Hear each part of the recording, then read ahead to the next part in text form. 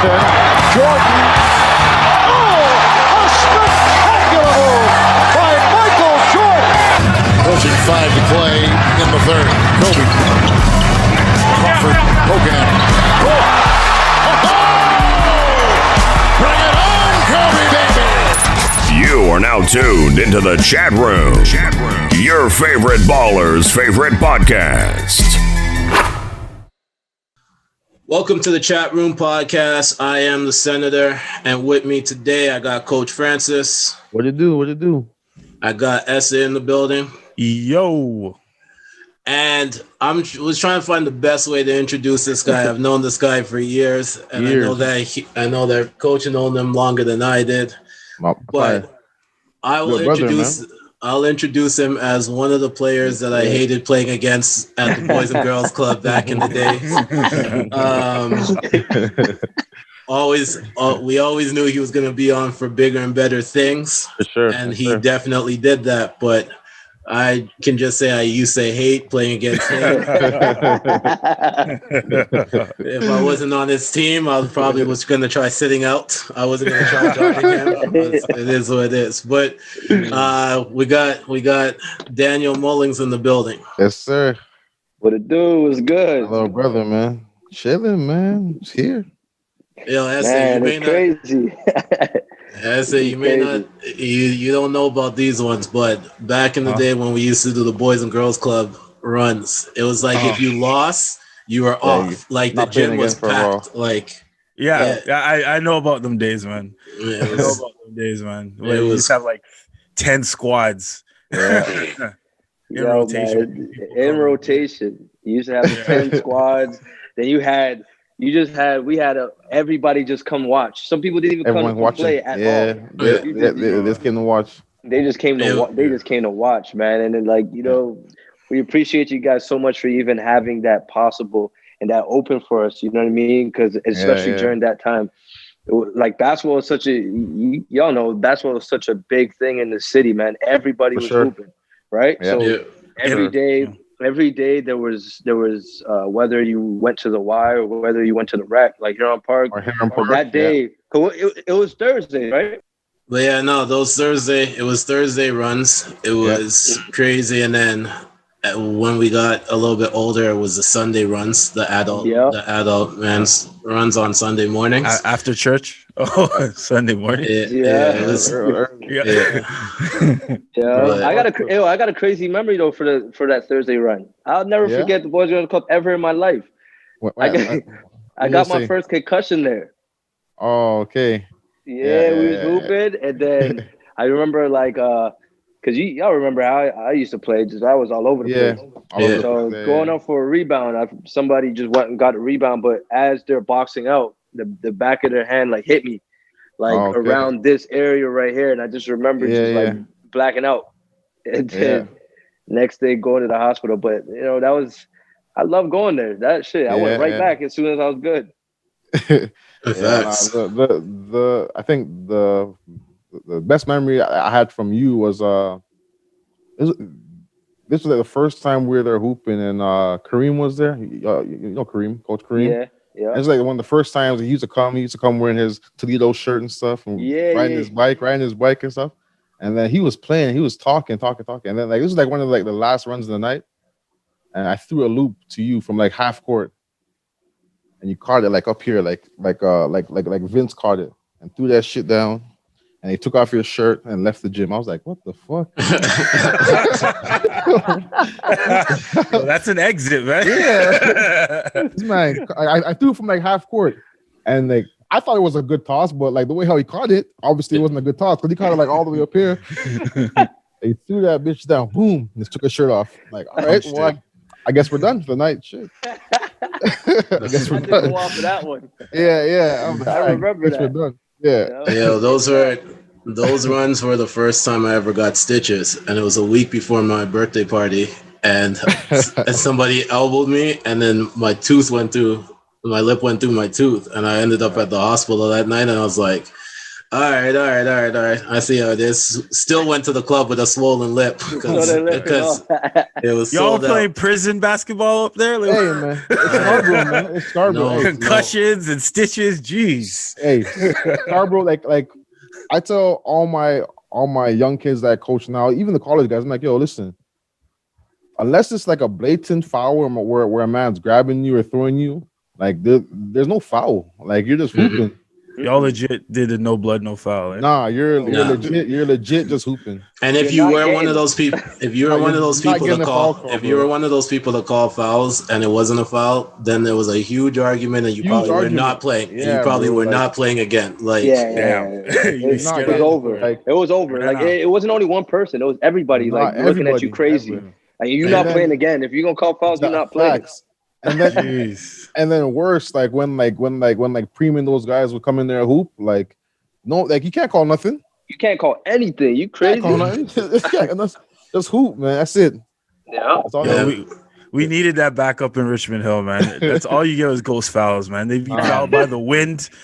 you swipe too hard, it's a foul, man. No, we can't do that. And it was crazy because the gym would be packed with people, and if it was summertime, outside was packed with people. Oh so my goodness! So like music playing too. Mm-hmm. Yeah, it be music playing. Yeah.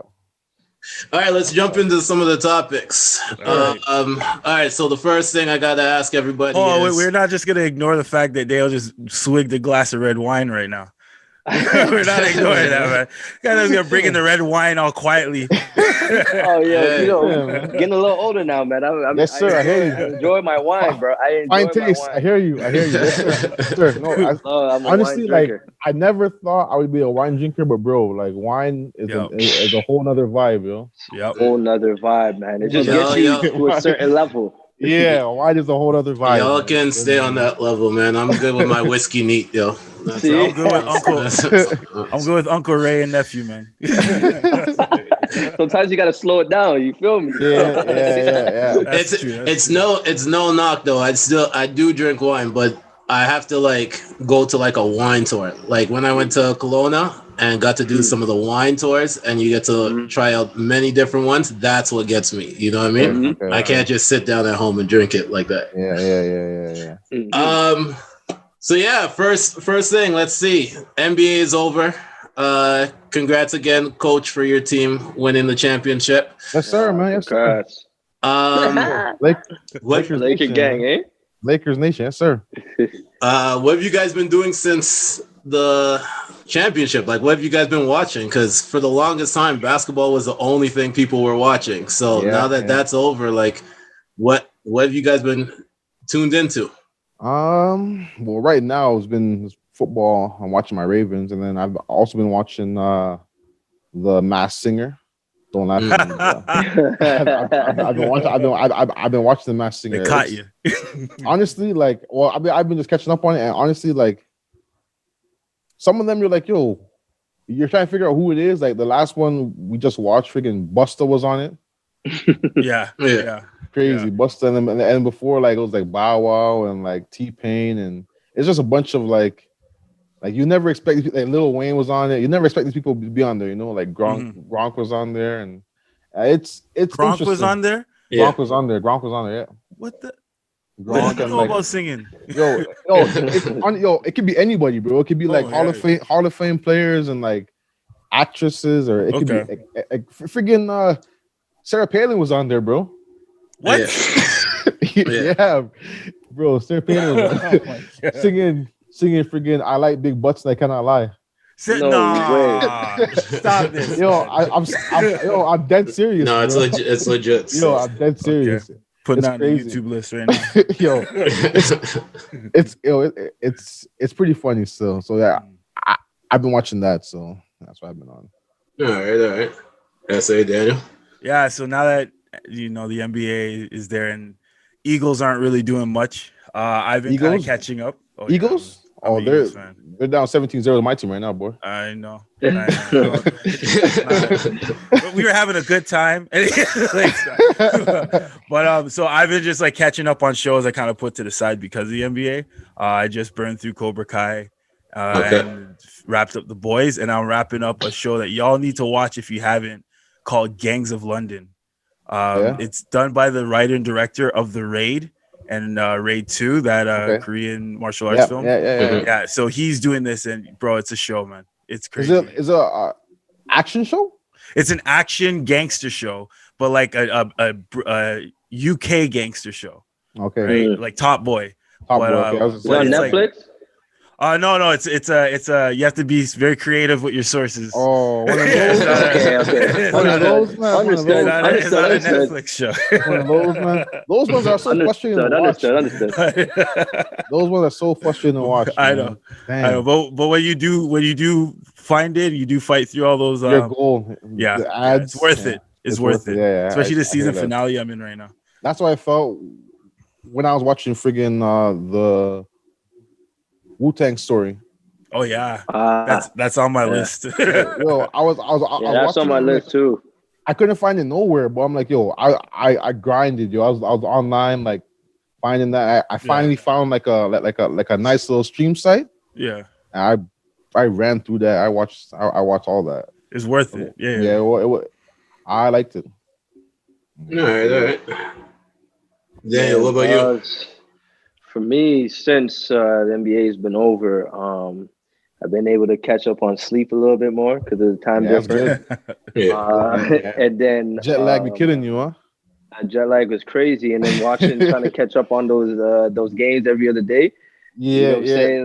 Like, the good thing I was on quarantine, so I didn't really have to get up. You're chilling. Yeah. I was just chilling, and then I'm just doing stuff. Now I can fully commit and focus back on things with my brand and just doing a whole bunch of writing and reading. And then I just started watching this show on Netflix. I think it's a show based out of Sweden, but it's called Young Wallander. It's like a detective kind of crime mystery kind of show. Okay. It's been pretty interesting so far. Like, so I'm kind of wrapped up in there trying to finish that. And then just trying to look for also watching more of like kind of like NBA highlights as well. Like I've been watching. I'm noticing that I'm watching more because I've been paying it now. Getting older, starting to pay attention to more of like the mental side of and changing your game. Just thinking of like the mental side of basketball, things like that. So I'm studying like more like Kobe, like one-on-one type of moves and just like matchups. You know what I mean? To try to just figure certain things out, and then. That's what I've been on. I'm really trying to find. I don't know if any of y'all watched the Bruce Lee documentary. Was that the 30 for 30? Yeah, I've been trying to find that. I need to watch that. It's crazy. Like some of the 30-30s you can find everywhere, and the other ones like you can't find them. Like dig in the crates for those. Yeah, like it's like the Lakers in Boston. I can find them on YouTube. For real? God damn. I found the whole 2-part series on YouTube. And then I tried to find the Bruce Lee one, can't find it. Tried to find there was like 2 other ones that I tried to find the Lance Armstrong one. Couldn't find that one. I'm like, yo, this is Reddit helps too. You can check with Reddit, yeah. Like it does help because like somebody posted on there like a big crate of like. This is like right when the MJ doc came out, Last Dance. Somebody posted all the Last Dance. Somebody posted like most of the last season of 30 for 30, and I was like, this is great. Like I was loving it. But lately it's been tough because I guess like ESPN has like a lock on their stuff. I don't know. Disney has a lock. Disney? It's been tough, yo. Like I've been struggling on my documentaries. For me, it's been hard for me to even watch anything lately. But but I still make sure I have time to watch certain things. So Catfish, I always watch because it brings. What season is that joint in? It's on like season I think it's like season 16 or something like that. It's thing, but like I just watch it because I'm still shocked that people still get catfish to this day. I was about to say, I was about to say, how's motherfuckers still getting caught? I don't know. But like, it's so bad. Crazy. It makes it even worse now because they're doing it virtually. Like the whole thing is over Zoom. So I'm like, if they can figure this out over Zoom, how were you in a full relationship for 3 years with someone you didn't meet? Like, you know what I mean? Like, it just throws me off. I was able to watch I always watch sports, so UFC, NFL, that type of stuff. But I just finished watching URL versus Queen of the Ring. It was guys versus girls battle rap.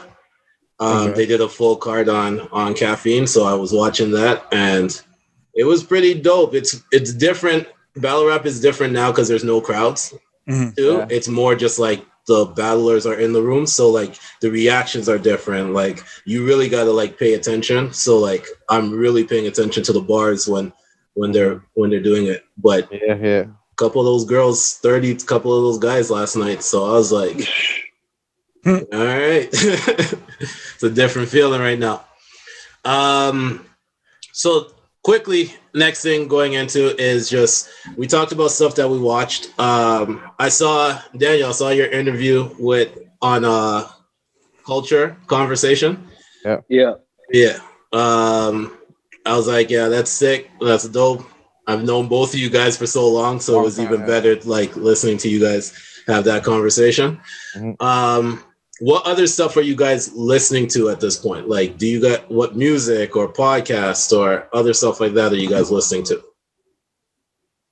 Go ahead. No, you go ahead. You good. I was about to say, since I've been doing that kind of stuff, I've been just taking it in because, like, you know, you guys like you and Twin, you guys are doing your podcast stuff. So it's like just being able to, because you know, enjoying podcasts anyways, but now you have people that you know that you grew up with doing it. So it's just like listening to all the content that you guys got going on, he has going on. Sometimes I like to watch the Drink Champs. I watch that sometimes. Gilly the Kid, his joint too. Him and Wallow. That one is pretty dope too. And as far as listening, I listen to everything, man. My shit can range from old school to, you know what I mean? Like I listen to Afro beats, obviously dance hall. And you guys know how it goes, man. Like today was Sunday, man. Sunday cleaning. You know, I had to throw on the old school. I went old school with it. You know what I'm saying? So I'm just a mixture. Also, my younger brother does music too. So I got his music up in there. You know, shout out Jupiter Jacks. I got his music mixed in there as well. So I just a bunch of things. You know what I mean? Just to keep busy, keep my mind on. And I'm pretty open too. I listen to a lot. So I mean, like the podcast I've listened to, I've been liking for a long time. It was Knuckleheads, but those guys just fell off. Yeah, so I haven't been on Knuckleheads for a long time. And then it was All the Smoke. Oh yeah, All the Smoke's a good one too. All the Smoke. So for a while, like they were on kind of hiatus because the whole stuff was Steven Jackson and George Floyd and all that. So they're kind of on a hiatus, but they're back now. So I just watched the AI interview, and they just did that was a good one. Yeah, it was good. And they released another one the other day too with Charlemagne. And then another one that I'm slowly getting into. Like at first I wasn't interested in it, but then like you know how YouTube, how like if you watch a few things they give you like other little like clips and stuff. So I recently started watching the Old Man in the Three with JJ Redick. Okay.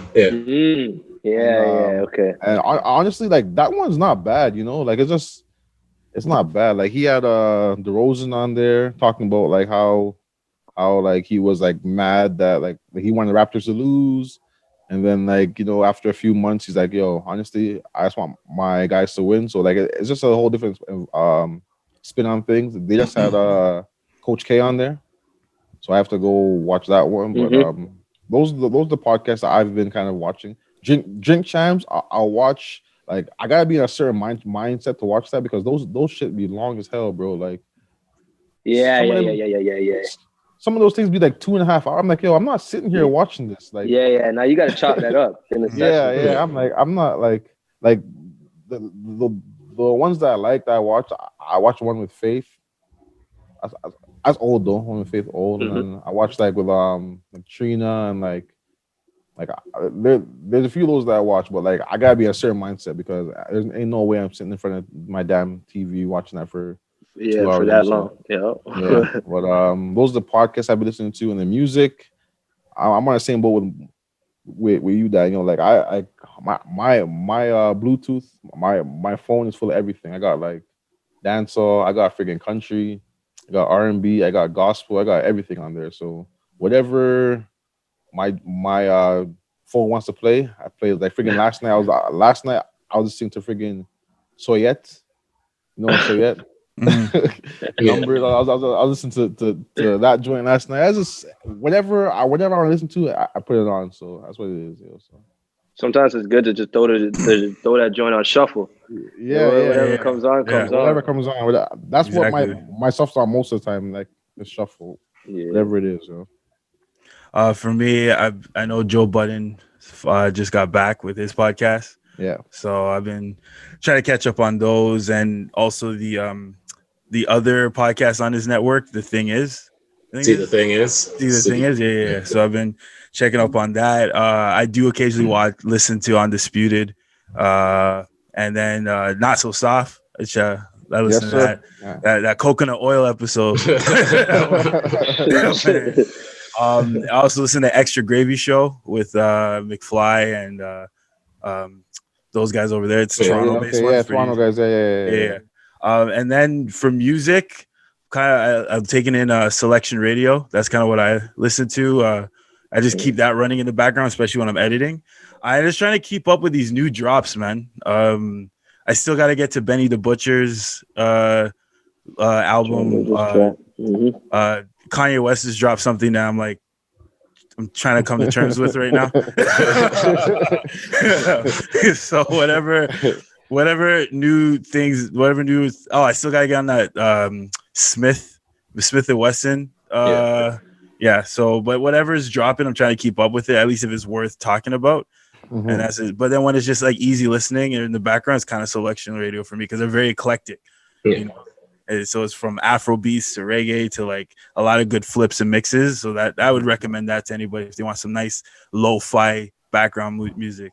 You know, That's dope. For me, I more listen to podcasts now than music because when I'm at work, it's easier to just put it on. So Joe Budden podcast, Not So Soft, Talks with the Chatterbox. I play you guys' episodes all the time. My next homie has a podcast. It's called Nothing to Fear. I like it because I don't really watch horror movies, but their concept of how they do it is dope because they don't watch it either. So they look at the name of the title and they describe what they think it's going to be. Then they watch it and then they actually see if they were right. So it's kind of so it's a little bit it's a little bit different. So that one's Nothing to Fear. And all like any sports and wrestling one, I'll like pay attention to. As far as music, I have fallen so far from like off of like reggae, soca, Afro beats. Like it's so bad, but like I'm mainly a hip hop R&B guy. I have to go take in the Benny the Butcher today. I have to take in T.I.'s album tomorrow. Oh yeah. And yeah, it's more R&B over hip hop, to tell you the truth too. I'm just a calm guy, so like I just need that music to keep me in the calm zone. So it's usually just R&B. Snow Allegra, Summer Walker, Giveon just dropped, Emotional Oranges, like those type of music right there. So yeah, that's mine still. Dope. True. And you guys looking forward to Certified Lover Boy? What is album, the Drake, it's Drake's album. Oh, Drake's. It's gonna be a banger though. It's gonna be. He got some heat coming. I just don't like the name of the title, man. I don't. Like, hold on, wait. Hold on. Pause. It's called that for real? Yeah, Certified Lover Boy. Yeah, that's his next album. Yeah. Oh my Lord. Yeah. And I do feel like I have to say pause every time I say the album title. Certified Lover. It's the most Drake title you'll get. Facts. No, that's facts.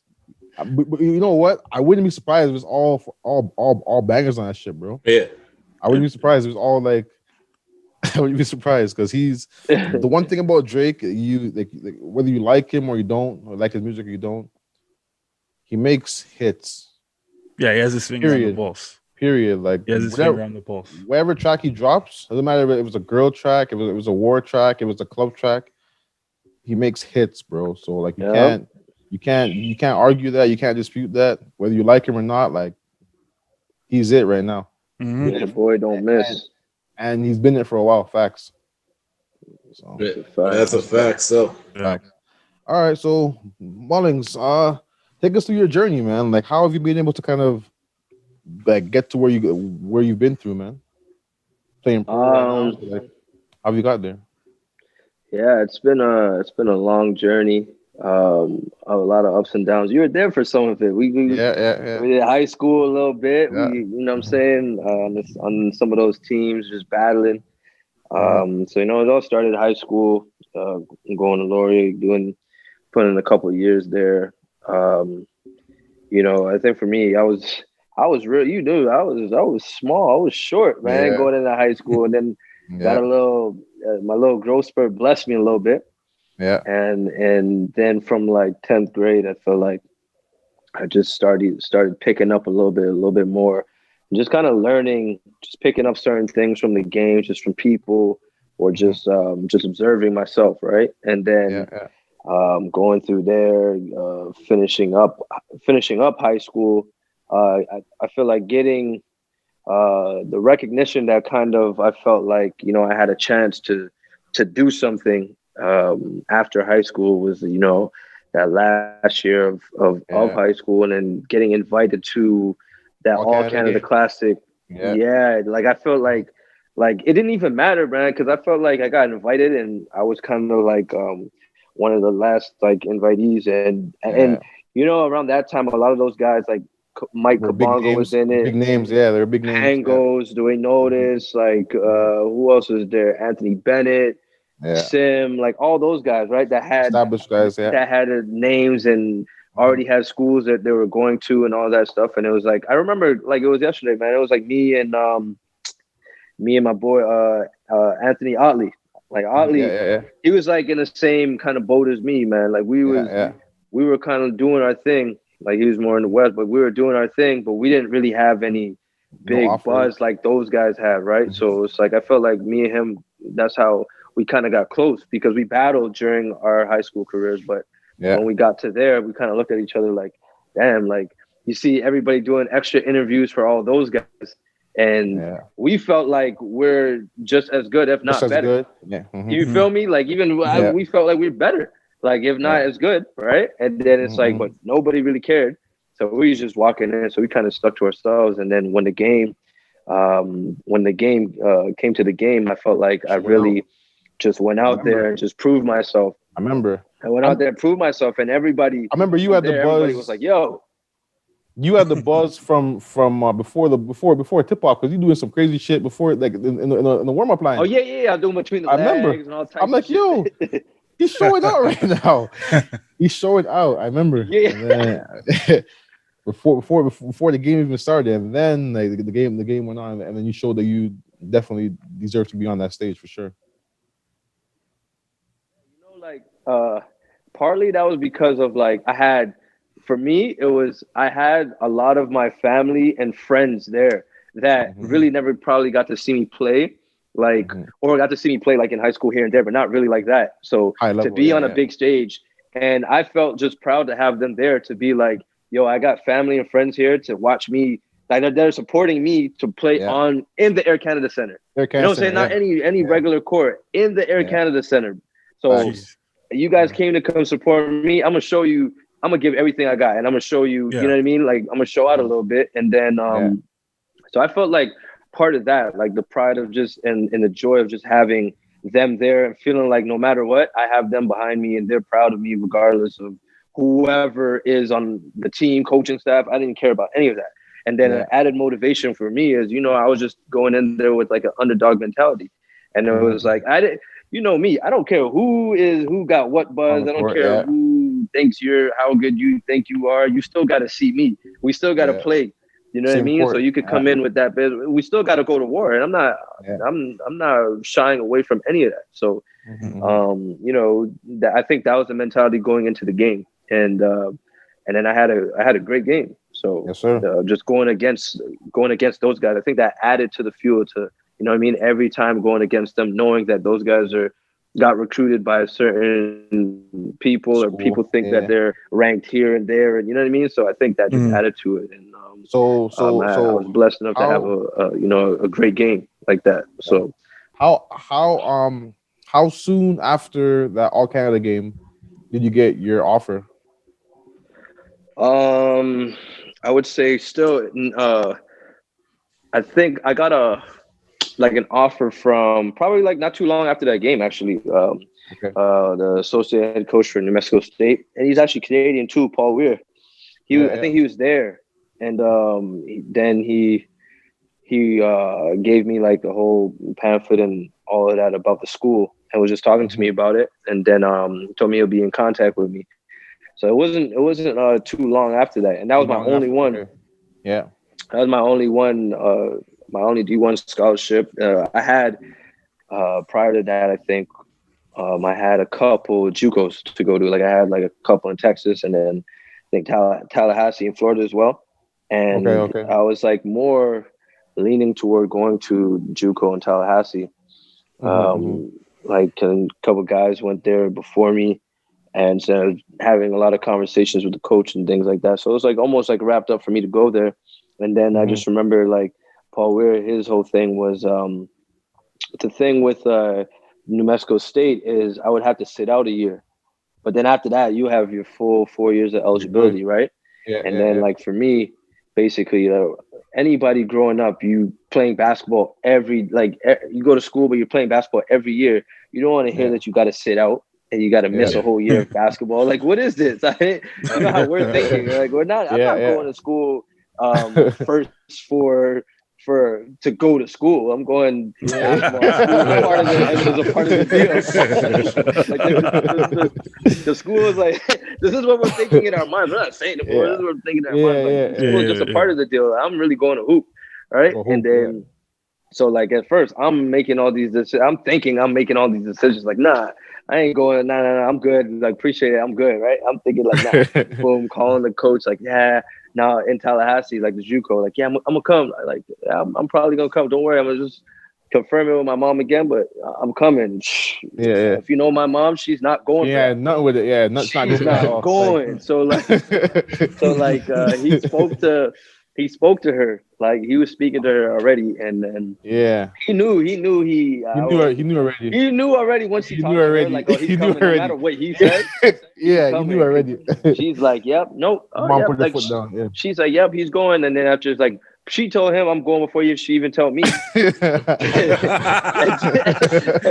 then basically, now we're arguing. We're arguing back and forth because I'm like, yo, like I'm not trying to sit out. Like, you crazy? I'm not sitting out. Like, man, you can't do that. You're not me. So we go back and forth, and then after, and then you guys know what happened. All in all gone to say that I went to New Mexico State. And I'm going. This sounds like the plot of like every basketball movie. End up going. I sat out. I sat my ass out that year. I did. So, and then I can't thank her enough because that was the best. That was the best thing that she could have done, right? And so many memories, just meeting all my brothers over there and all those experiences and giving me an opportunity to even go there and to continue to do what I do, right? And it turned out, man, it turned out to be amazing, more than amazing, more than I can ask for, man. Bro, like, yo, you know me, like I follow your journey heavy, man. You're my little brother. Of course, so man. We're just talking through all. That's one thing. Everything. Like Francis is always. I always hear from him. I always, no matter where I was, I always hear from him. Like, little bro, like proud of you. You see what you're doing. Like everything, every year, the tournament, all that. You know what I mean? Like, so he was really following. I remember you play against Kansas with friggin' who's that? Oubre was on that team. Yeah. In the tournament, I'm like, yo, this man went from friggin' Gilwood Public School, Galloway Road Public School. Mm-hmm.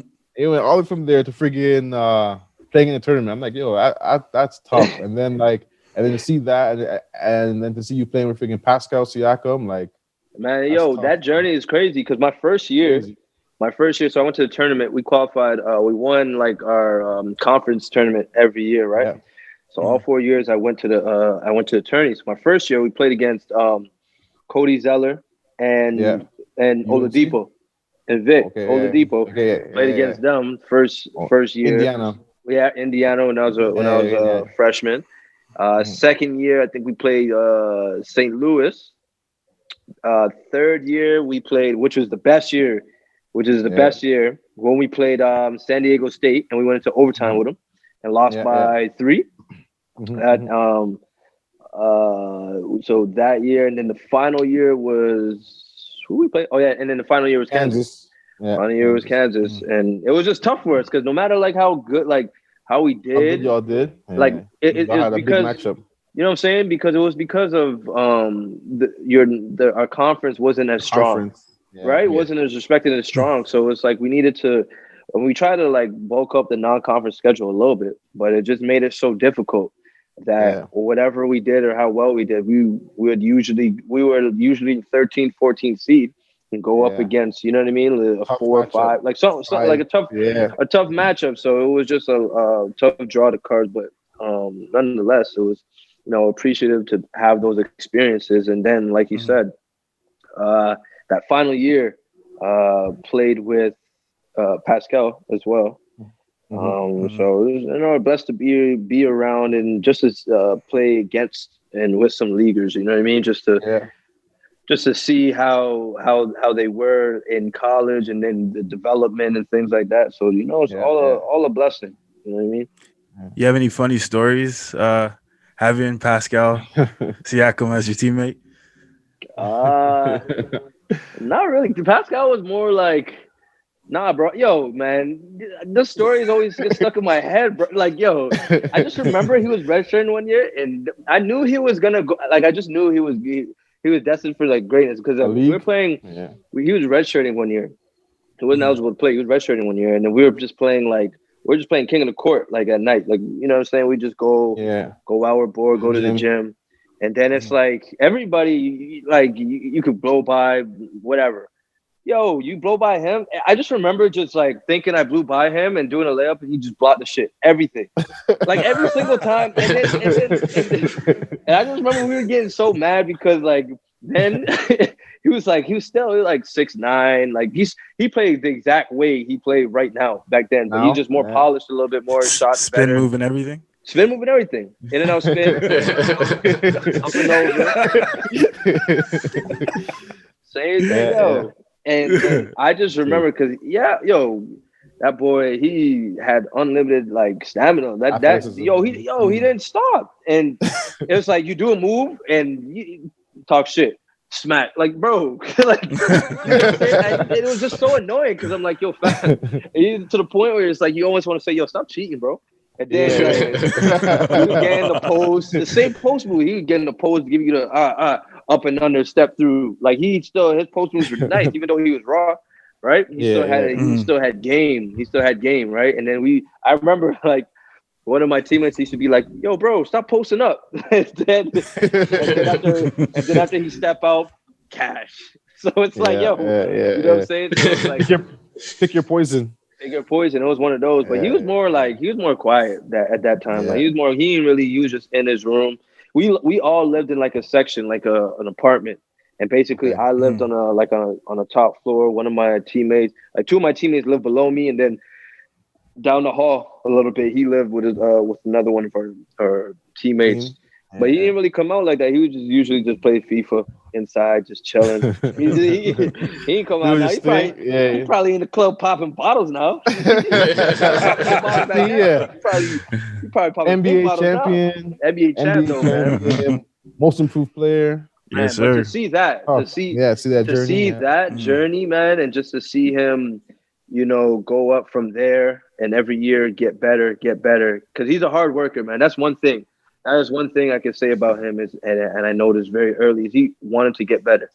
You know what I'm saying? Like you're sitting out or not, he wanted to get better, and then he would always hit up the coaches to do extra workouts and things like that. So just watching him, his work ethic from early, you knew it would translate. So he's not even surprised when you see him win a most improved, and then you see him do what he do in the finals, and then now he's a champion, right? Like it's just being, I'm just so super proud of him just to see his whole journey, and you know what I mean, just how like humble of a kid he is, and how he's continuing on. So it's just being proud to say that you played with him and just played with him. You know what I mean, and to see that growth.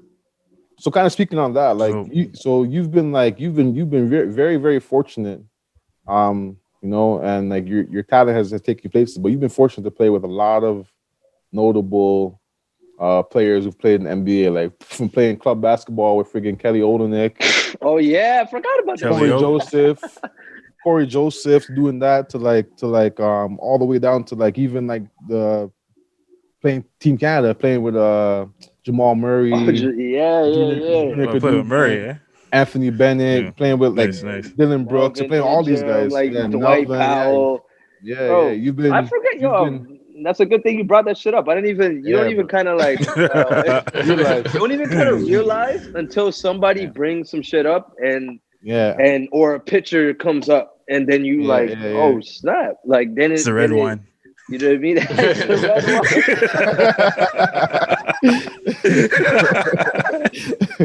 wine. From time to time, the little red wine. A couple off-season activities. That's crazy. Nah, but like you've been fortunate to kind of play with all these different like talent. Like you said, like Pascal, NBA champion, Jamal Murray just showed out. You got like Kelly Olynyk just playing in the NBA finals. You got like Corey Joseph being one of the first guys to kind of win a championship for for Toronto. The first guys, and these are guys that you kind of been around a lot. So like, what are some things that like you've kind of learned from like those experiences? So like you said, like you were with Pascal, and like you've seen like he's a tireless worker. Like, what are some things that you've learned from playing with those guys that kind of helped you in your pro career? Just seeing, like I would say for like Kelly and like Corey, those guys, playing with those guys like early. I grew up playing with them from probably, I would say, like 4th grade to about like 7th or 8th, something like that. Yeah. And just seeing how good, like the difference of level that they are from like everybody from early. You know what I mean? Them doing, when you see guys doing like elite moves at that age, at 8, 9, 10, you know what I'm saying? Like it's something like you're just kind of like in awe. You know what I mean? Just to see them do certain things. Like they're more advanced in certain areas. You know what I mean? That things that kind of we pick up later on that they pick up more earlier. Just being maybe being exposed to a coach earlier, or like having older brothers or people like that to put them around certain situations for them to learn like that. And and then when we were growing up playing for like the Scarborough Blues, we used to play against Tristan Thompson all the time in the finals because he played for Brampton Blue Devils, like him and Dylan Ellis. We used to, we always used to have like great battles back in the days. We used to play them in the finals all the time. So I think just learning that from just watching them and just learning that from them, just playing with them, and it's just helping you lifting your level up as well, playing with them. You know what I mean? And then even like playing with Jamal and just watching him more, that like we're more watching him than anything. We're more he watching showed him. out that Pan Am. I remember watching that whole Pan Am series, and he was showing out. I'm like, yo, he's tough. doing now. He was doing like to grown men at 17. Yo, like I just remember like that game or whatever. It was like that final game because I think we won silver, right? Versus US. Yeah. Yes. I played US. Yeah. And some of the things he was doing, the things you seen him doing against the Clippers and the Lakers and all that shit, bro. Yo, he was doing that shit to them. And so like we're watching, we're on the bench, right? We're watching them. It's like me, Melvin, Junior. Yo, we're on the bench. I just remember we're on the bench, right? We had the towels right here because it's like we're getting ready for get our name called. So we're like, shit. All right. But then after he started doing that, we didn't even want to go in. I just remember we just kept watching. And we just kept looking at each other like, yo, what? Yo, what? Yo, you just seen that? Or we just kept saying, yo, my youth's tough. I remember Junior just kept saying, yo, my youth's tough. Yo, we just kept looking at each other like, yo, this guy's different.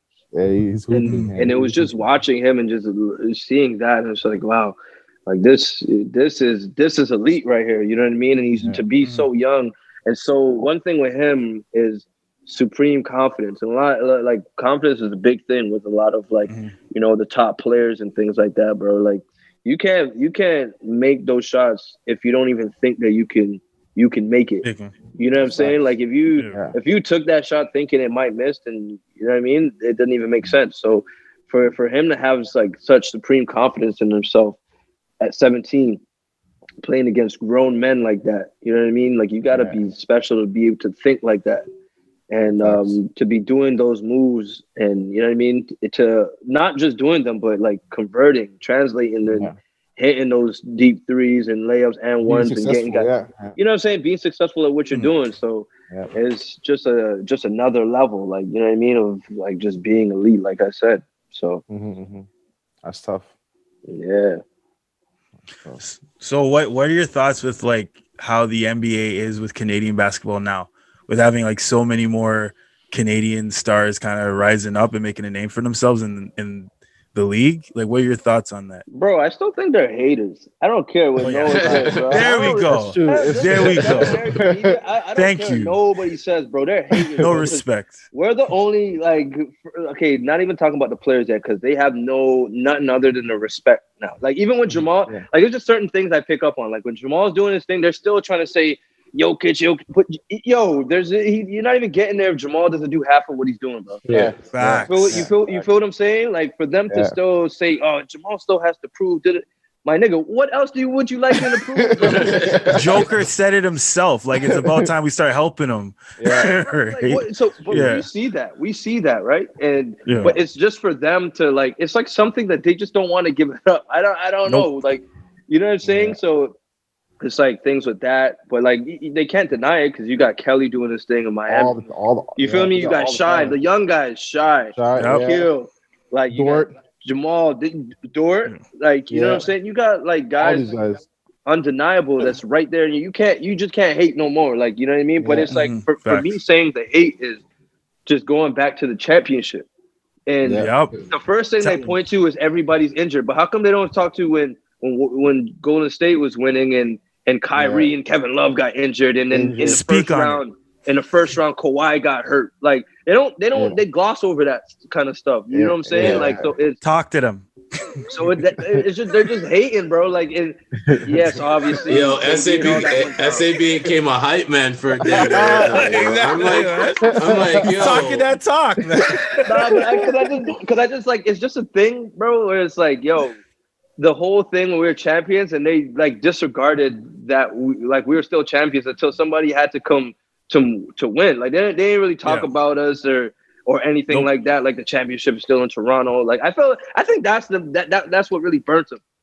Because one Canadian team in the championships in Canada. You feel me? That's true. I feel like they just didn't want to touch on it too much or talk about it, right? So it's like that's what I feel about like when as far as like just talking about hating is you know what I mean? That was kind of annoying. So kind of like on that a little bit, like so you know COVID's going on, whatever, but like if COVID wasn't going on, we would have the Olympics coming up soon, right? We'd have Tokyo coming up. I think like I think it still might go on, just depending on how everything is going on. So like with that being said, like you look at all the Canadian talent in the league. Like what do you think their chances are of like getting a medal? Like you got like Corey's NBA champion, Tristan NBA champion. You got Jamal Murray. You got Shea. You got Nikhil. You got Kelly. You got Dwight Powell. You got all these RJ Barry. You even talk about RJ. You got RJ. RJ too. And you got Andrew Wiggins. You got like all these guys. All these guys. It can get scary. They got guys. All I'm saying is I'd hate to be the Team Canada staff over there because now y'all got some. You know what I'm saying? Y'all got some because. Along with the NBA guys, is you got like guys that are playing in Europe too, like they're playing high quality basketball. Man. Like Nick Stauskas is out there. You got you got Melvin Idrum, you got Dylan Ennis, you got Tyler Ennis, you got like Kyle. Guys, you got a whole bunch of guys over there that's playing high level basketball. It's and I mean, I guess it's a good problem to have though, but for sure, it's a great problem to have. You feel me? This is like Canada's. Like a lot of people thought that the last Canadian team that didn't do so well, I think they were in Mexico. A lot of people thought that team kind of dropped the ball. You know, but that was just like a wasn't that team for it was like just for like one of the qualifying windows. Qualifiers, yeah. It was just qualifiers, yeah. So a lot of people thought that team dropped the ball, but like this team that you guys could have, it's scary, like. Scary good, right? And this is probably the best collection of talent that Canada has ever seen. Agreed. It's a Canadian takeover, man. No, for sure. We mentioned Drake, who's taking over the musical charts, and now we're gonna take over the league, man. Facts, bro. Like Northern Uprising, man. Like if you look at it, like you got America, obviously has like the most players in the NBA, right? And then second is Canada, right? So it's like that's crazy to think about. Like growing up. All it was in the NBA was friggin' Todd McCullough, Samuel Dalembert. Yeah. Dalembert. Friggin' you had Steve Nash. McGlure. Can't forget McGlure, man. Jamal McGlure. So you had like 4 or 5 guys in the league, and now it's like you got like 30 guys, and we're not even mentioning like the guy coming up, like the one dude on Clippers, the young boy on Clippers. I'm not sure his name, but he went to Florida State or something like that. I remember his name, but he's there. And then you got Iggy, who's on the Knicks. You got the dude on Raptors. Davis. No, not Davis. From Montreal. Brissett. Yeah, you got you got Boucher. You got Boucher. Boucher. Yeah. And you got O'Shea Brissett. You got those like so like the Canadian basketball players in the league. It's like this is like peak hours for like anybody trying to get out of Canada and go hoop, right? So like it's great. All right, so I got 2 more questions and then we'll get to promotions. So Daniel, we saw this year the CEBL had a bubble. Yeah, and you were fortunate to be one of the players that were able to play in it. How was that experience? Because you're used to playing in front of a crowd, whether it's a small crowd or a large crowd, it doesn't matter, right? But like you had to go through testing, regular testing, and those games, and just being locked in the bubble. It's not the same NBA experience, but we had our own bubble. So talk about that experience. Yeah, that bubble experience. That's definitely that definitely was something different. Like you said, you got to do the test, the COVID test. It's very uncomfortable. If anybody ever had it, it's very uncomfortable. And you had to follow certain guidelines and rules, right? Like as far as when you're walking around, masked at all times. You know what I'm saying? Like people couldn't come in, outside people couldn't come in, like things like that. Even being in the arena, and like the craziest part was you play, and then when you come out, you know how you try to catch your breath and you drinking water and you Now you're on the sideline or you're watching the game. So now you're yelling, talking, communicating. And you get a tap on your shoulder like, hey man, can you pull your mask on? And you know, like, them people really don't want to do that because like they understand that you're a competitor and athlete. You're into the game. So they really don't want to bother you, but it's their job. They have to do so. And also that was the first, I think that was like the first like kind of televised sporting event in Canada after like post-COVID or anything like that. So it was like you had to make sure everything was ran the right way and perfect, especially with cameras around, right? So you can actually see the evidence that yes, we're testing and we're doing everything possible to avoid the COVID and it's working, right? So just that part is a little funny. It was just a little funny because like you could see him in the corner of your eye and he really didn't want to do it. And like you just and you look at him, he like, give it one more second, man. Can you just pull that up? It was just funny, but like you just appreciate him. That makes you just appreciate people more though, because that just shows you like he really didn't want to do that, but it's his job and for the safety of everybody, right? And so that was kind of different. But I would say that that whole organization, they ran that properly, and ran that well and took care of us, to the best of their abilities that they can. And it was appreciated by everybody, I would say. You know what I mean? It gave us a chance to make some money after some time off and just being able to play basketball again. Like being off for so long, like that's what we do. That's our job, right? So it's like it's difficult. It's difficult when you can't do your job or work on or not even work on your craft, because at certain points you couldn't even go outside. You can't even you couldn't go nowhere. You couldn't go to a gym. You couldn't even, you know what I mean? So you're on lockdown. So just giving us an opportunity to be able to do what we love and do, you know what I mean, and to be able to provide. That was, that was appreciated. And so that whole experience it was different. But for me, as far as like the crowd and things like that, like doesn't really bother me, because at the end of the day, man, I'm just a competitor. Like whether we've been there with no crowd, just competing against each other, whether it's outside and it's just us, or going to a gym and there's nobody else in there anyway. So I just treated it as it's just a game. It's still a game. Yeah. Like at the end of the day, it's being videotaped or it's like televised or something, but like people are just not there. But you're still at the end of the day, you're still competing against the other team and people, right? And it's still your pride. You still don't go out there looking silly just because you think there's no crowd. Don't become a meme. Don't go out there looking like a scrub now. Because there was that was the one thing that I think the CBL did really, really well, was there was talent everywhere on the court. Like on every team there was like you got obviously like all the guys that we know, like Junior, all those guys, all those guys, and then you got like guys like on Edmonton team, you got Player of the Year, Moon. Yeah. You got like it's just the talent level was like it was done really well. It was done really well. It was done. It was done well. It was done well, and the pool of players too, man. A lot of talent. You know what I'm saying? Yeah. A lot of there was a lot of talented Canadians, and we had Americans there as well. So it was a lot of and you know what I like too. Because a lot of the guys that we had, a lot of Canadians that never played at home. You know what I'm saying? That never played at home like that, like in the NBA, in the Canadian League. That played. Like you got like Olivier, the Scrub brothers.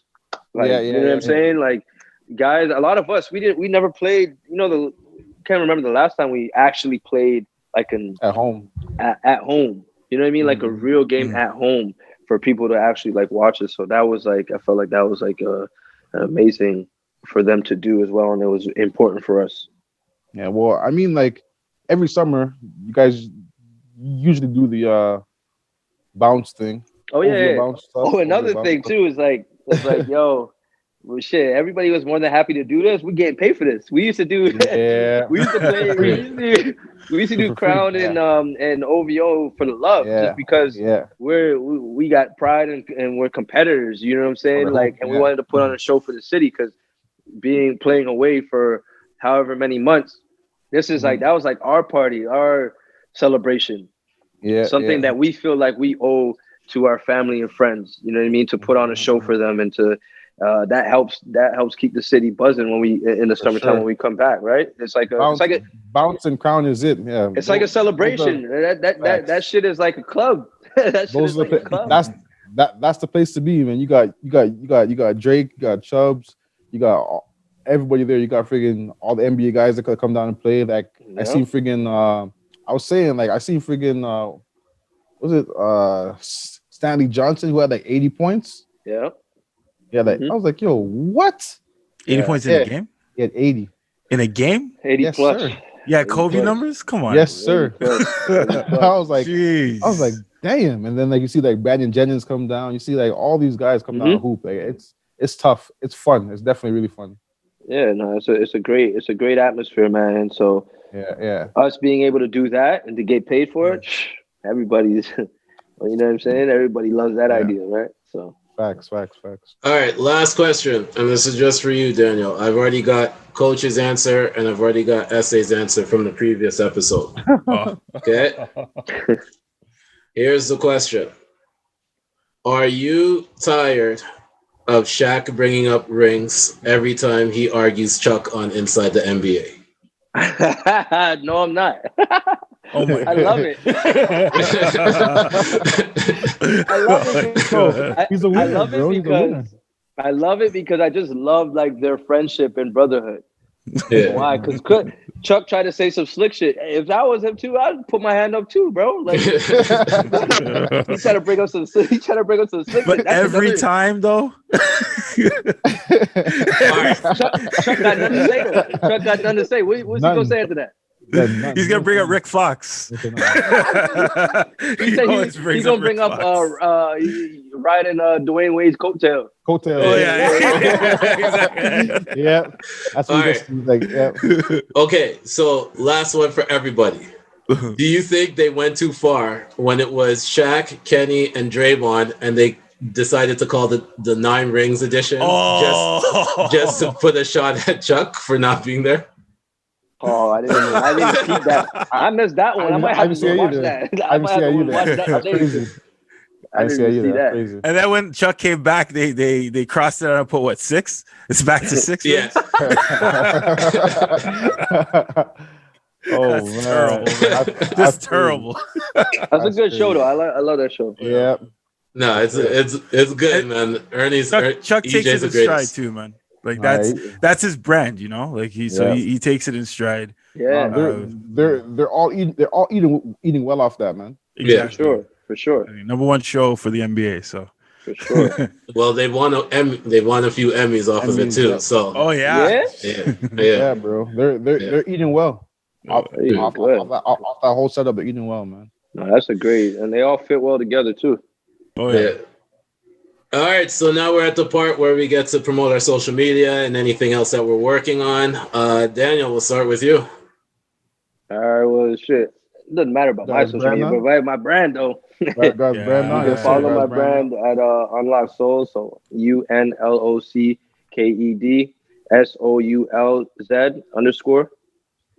Nice. Get that That's all I really care about. Yeah, that drip's looking nice, bro. I was gonna ask you about it. We'll have a conversation about that. I got you, man. All right. Brother. Everybody follow the page, and then I got more coming. So that's dope. And then both his brothers got stuff they're working on. They got Jupiter Jacks got his stuff. Yeah, you can follow Jupiter Jacks. Also his page, his brand, his page is all about racks. So all. And then about, and then Rax, RAXAXS, and then also my brother Jermaine, he has his own brand too. Rich When I Want. It's so it's RIXH When I Want. So you can find that all on Instagram. Family business. Dope. Family business. Everybody keeping busy, man. I hear you, bro. Facts. It's the year of the hustle, man. For real. Honestly, bro, like it's what it is. Like this is the year for entrepreneurship. Yeah, sure. I mean, like if you got any kind of business mind or any kind of entrepreneurial mind, like this is the year for you, because you look at freaking Jeff Bezos who's making whatever he's making. You know what I mean? Like this is the year, like for sure. So I definitely put my respect to you guys, man. You guys are doing it for sure. I appreciate it, man. But for myself, my IG is real deal _Francis, and I would have said that working on a bunch of stuff at State with the college, but right now I don't know what's going on because they just Ontario just canceled their college season. Same thing with Montreal, with Quebec just canceled. Really? For CCAA. So Ontario and Quebec both just pulled out. So we'll see what happens with Alberta. But right now it's kind of, they're trying to figure things out. They haven't they haven't canceled it for sure, but they have just extended the deadline. So like Tory Lane's bail hearing. Yeah. So whereas where Ontario put a stop to it, Alberta's like, well, we'll see what happens, you know. So I'm in limbo right now. So that's what it is. But yeah, that's my stuff. That's it. All right. You know, you all can catch me on the podcast Talks with the Chatterbox. The Instagram handle for that is @ChatterTalks. We drop new episodes every Thursday, and my personal IG is ProChatterbox. Dope. And you can find me at The Senator. Make sure to check out the Not So Soft podcast. We release every Friday. Make sure to check me out on Twitch at twitch.tv/SL_ENT. We go live 8 to late. Yes, that's Mountain Time, so that's 10 to about 1 or 2 Eastern Time every Sunday. Make sure to follow the Chatroom Podcast Instagram page at the.chatroompod. If you have any questions, if you want to get on here, email us at thechatRoomPod@gmail.com. And we put out this every Tuesday. So make sure you subscribe, you share, you rate wherever you listen to this podcast. Make sure to follow our YouTube channel. The videos are always out the same day as the audio. And we're just staying consistent. There's no breaks. We're just going to keep going. So we want to thank Daniel. We know that you're over there on, appreciate you, man. On some. I'm glad that your Wi-Fi was able to hold up. We got a couple jazz. but it stayed up. Hey, what's the time difference over there? 6 hours. I'm 6 hours ahead. So it's 9:30. Oh wow, 9:30 p.m. Damn. Wow. Yeah. That's why the wine's out. Wine o'clock. Yeah. So hey, let's put this into context. I'm not doing no wild crazy shit. It wasn't wine at 2 p.m. I just had my dinner. I'm relaxed. I got my incense burning. I'm relaxed. Chilling. Nice. I hear that. Now you just need some sade. This guy's over there with a whole mood. I'm chilling. But yeah, this has been the Chatroom Podcast, your favorite baller's favorite podcast, and we are out. Peace. Sir.